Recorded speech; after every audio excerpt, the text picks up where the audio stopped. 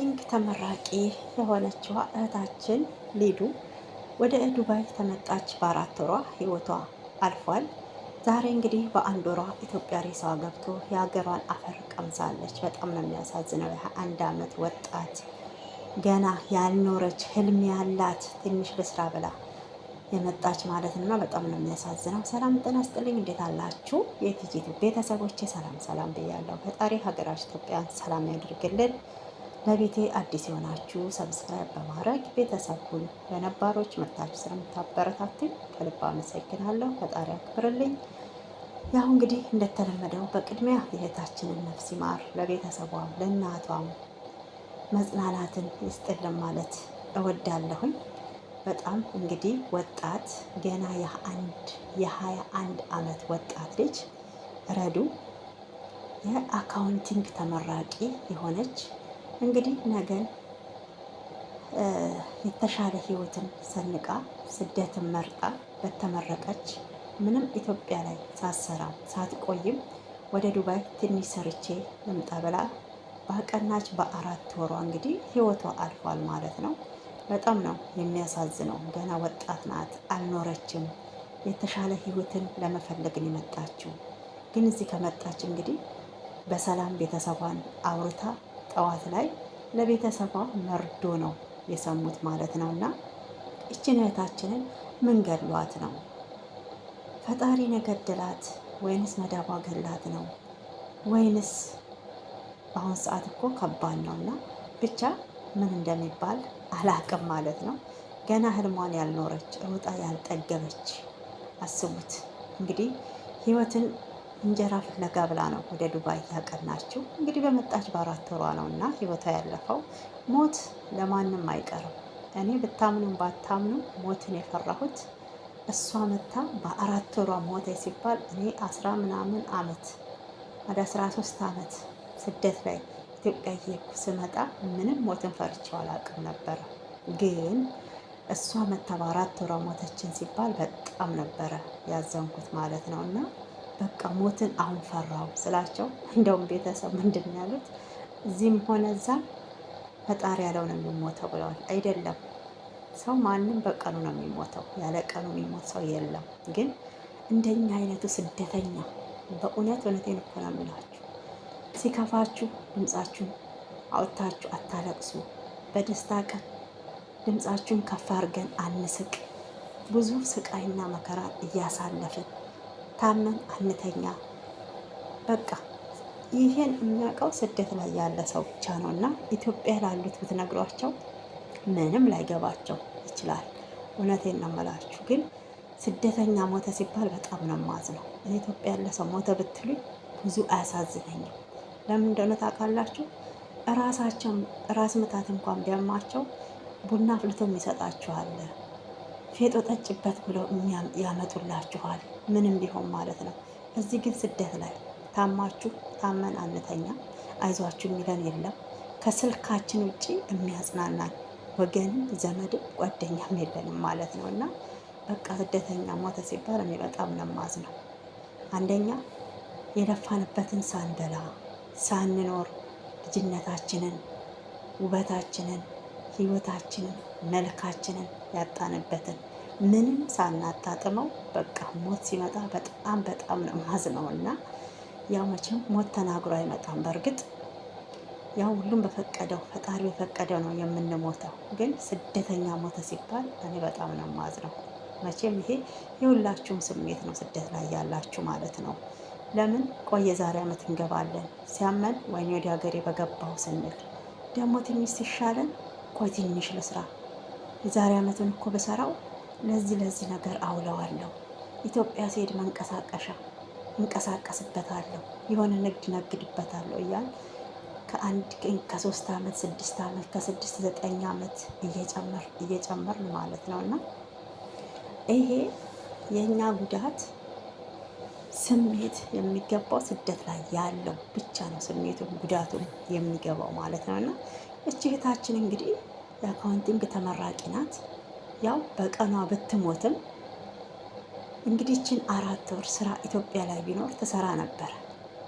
ስራ ነበረ። ትንሽ ለስራ ብላ ወደ ስደትም አትመጣም ነበረ ማለት ነው። ያው ኢትዮጵያ ላይ በአሁኑ ሰዓት ከባድ ነው በተመረቃችሁበት ስራ ማግኘት እና ያው ባህር ውስጥ ገብቶ አሳ እንደመፈለግ ነው። ሁሉም ነገር ከባድ ስለሆነ ግን ለእናቷ የእግር እሳት ነው።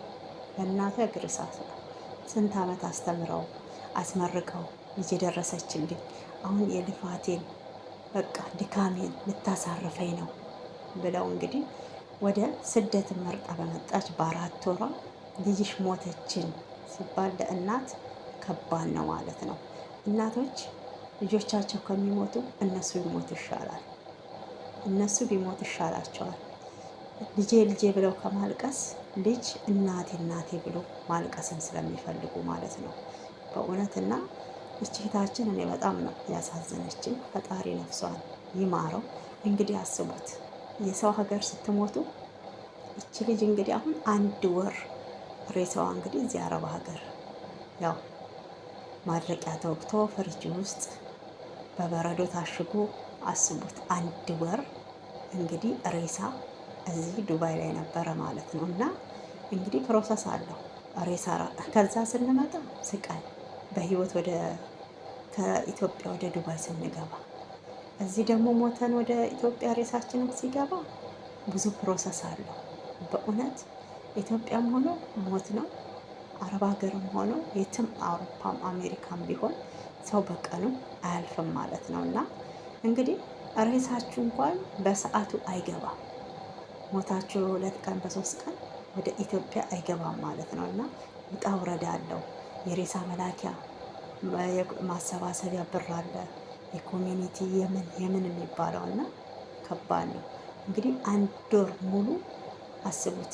ቤተሰብ እዛ እያለቀሰ እናት ዛሬ ነገር ሬሳ ይመጣልኛል እያለች ፍራሽ ላይ ቁጭ ብላ ኩርምት ብላ ሬሳ ስትጠብቅ ዛሬ እንግዲህ በ1 ወሯ ሬሳ ወደ ኢትዮጵያ ገባ። ተመስገን ነው። እንግዲህ እህታችን ሊዱ በ1 ወሯ የሀገሯን አፈር ቀመሰች ማለት ነው። በመጣች በ5 ወሯ የሀገሯን አፈር ቀመሰች ማለት ነው። ሬሳዋ 1 ወር ተቀመጠ እና ፈጣሪ ስደተኞች እህቶቼ ፈጣሪ ጠብቃችሁ፣ ወጥቶ ከመቅረትን ፈጣሪ ይጠብቀን። በእውነት በጣም የሚያስፈራ የሚያስጠላ ነውና ሀሳባችንን ሳንሞላ አይናችን በአይናችን ሳናይ የልፋታችንን እፎይ ብለን ደስታችንን ሳናጣጥም በስደት ላይ ሞት ወጥቶ ከመቅረት በጣም በጣም ፈጣሪ ይጠብቃል ማለት ነው። እና ሞትም ደስታም ሀዘንም ሁሉም ነገር ምንም ሀገራችን የከፋ ነገር ጦርነት ቢኖርም በሀገር ላይ ነው ደስ የሚለው ማለት ነው። አሁን እቺ እህታችን ኢትዮጵያ ቢሆን የሞተችው 1 ወር አይቀመጥም። በሁለተኛው ቀን ያው ተቀብራችኋል ማለት ነው።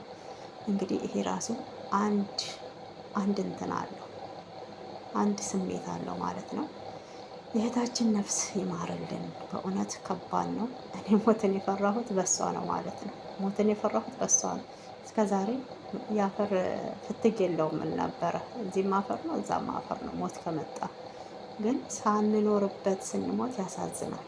አብሶኛ ስደተኞች ህመሙን እኔ ስለማውቀው በስደት ላይ ያላችሁ ስለምታውቁት ደክሞን ቁጭ አንል፣ አሞን አንተኛ፣ መጡብን አልመጡብን በመሳቀቅ ምንም የተመቸ ቤት ብትኖሩ ይህ የሰው ቤት ስለሆነ የሆነ የመሳቀቅ ስሜት ይሰማችኋል ማለት ነው። እና ምንም ሰዎቹ ጸባየኛ ቢሆኑ የሆነ በቃ የሚሰማችሁ ነገር አለ።